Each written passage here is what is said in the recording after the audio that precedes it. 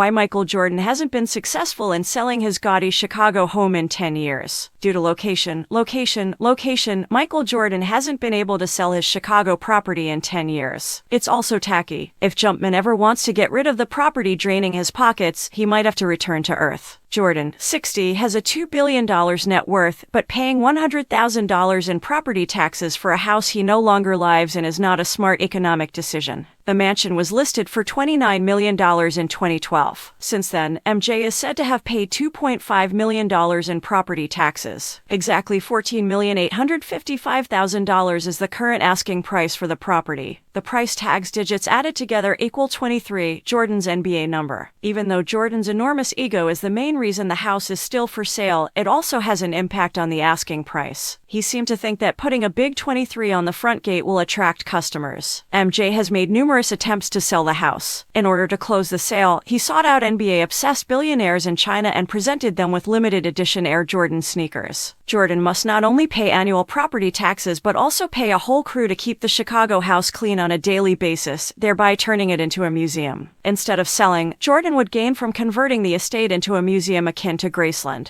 The house is, to put it mildly, a bit tasteless because it was constructed to the exact specifications of a young Jordan. There is also the matter of where it is. At that price point, buyers favor locations near Lake Michigan. They also don't care whether a famous person lived there, therefore Jordan should either spend money removing all the customized Jordan items from the home or turn it into a museum. If you're Michael Jordan, you'll find a ton of fantastic things throughout the compound. It has a gym, putting green, poker room, basketball court, cigar room, and more. Jordan just sold an apartment on Lakeshore Drive and is completing a deal to sell his majority stake in the Charlotte Hornets, but the mansion is staying put. There are 9 bedrooms and 19 bathrooms in the Chicago compound, as well as a few nooks with televisions for a quiet movie night. A guest house that is larger than most neighborhood houses is also present. Before moving to North Carolina, Jordan spent 19 years living at the mansion. He also owns property in Florida, but it is obvious that neither he nor anybody else wants to reside at his house in Chicago.